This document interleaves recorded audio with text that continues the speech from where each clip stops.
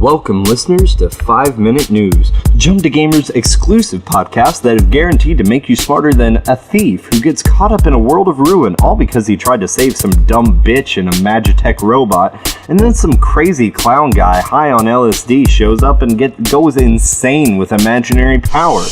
I'm Emphasisonthethe, and I've come prepared this week to smack you in the face with pretentious rants about news for the new generation of systems.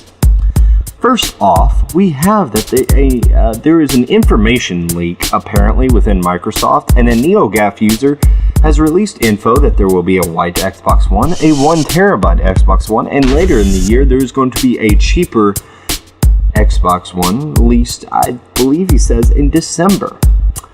Now, as excited I am to know that there's going to be a cheaper version of the Xbone One that I will never buy, going to be available for people who do like it, I feel like this is kind of cheating.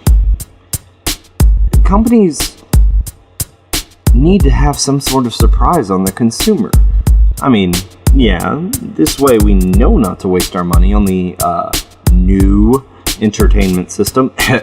New. But the point being is that if we're able to steal all the information from these companies, what's the point?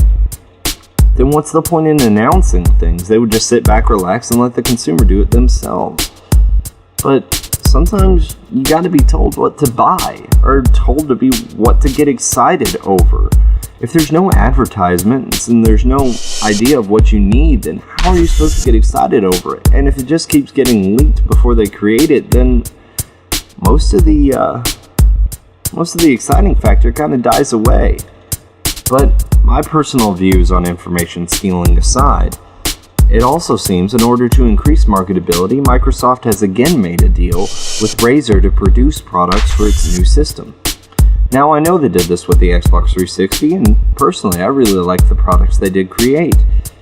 So hopefully this will make the Xbox One more marketable. Now, regardless of my feelings on the Xbox One, right now they are in the lead in marketability, especially in North America. And I believe that this kind of deal will not only improve the Xbox One, it will also improve the other systems for the sake that they have to compete with the Xbox One's product.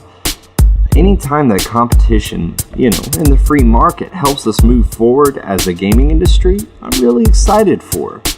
Luckily, the PS4 is striking back with what seems to be an intellectual property acquisition, but not completely. They've made a deal with EverQuest Next to have the game on their console. Now, I wasn't a personal fan of EverQuest, but I know that EverQuest was very, very big back in its day. It's a good thing to see that the PS4 is moving forward, or Sony is moving forward with acquisition of products. You remember a couple weeks back when I did a podcast saying that, they wanted to acquire new intellectual properties and new games. Well, it seems that they're actually moving forward with it, which is a good thing. They need to be able to compete with Microsoft in order for the game industry to move together as a whole. If they aren't able to do that, then, kiss video game ingenuity goodbye. It would all be Call of Duty 24 and Battlefield something or other, if DICE can ever complete the game. But our last bit of news is on Nintendo. Now, this piece is very sad to me because Nintendo was a very big part of my childhood with the Super Nintendo. It seems that Nintendo's financial troubles have gotten to the point where they're actually considering a merger or acquisition. That sucks.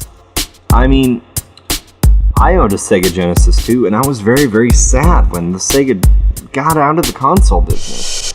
Now, I'm not saying that Nintendo's going to take the same route, but I really don't want to see Nintendo end up having to give away what all they've worked for, just for the sake of some financial trouble. I mean, you're going to run into financial trouble in the video game industry. Hopefully, they'll be able to push forward through this, and Nintendo will be able to say what we want, and not just have to sell out to some kind of, other corporate ideals. But thank you guys for listening, and I hope you're able to check out all we have to offer on JumpToGamer.com.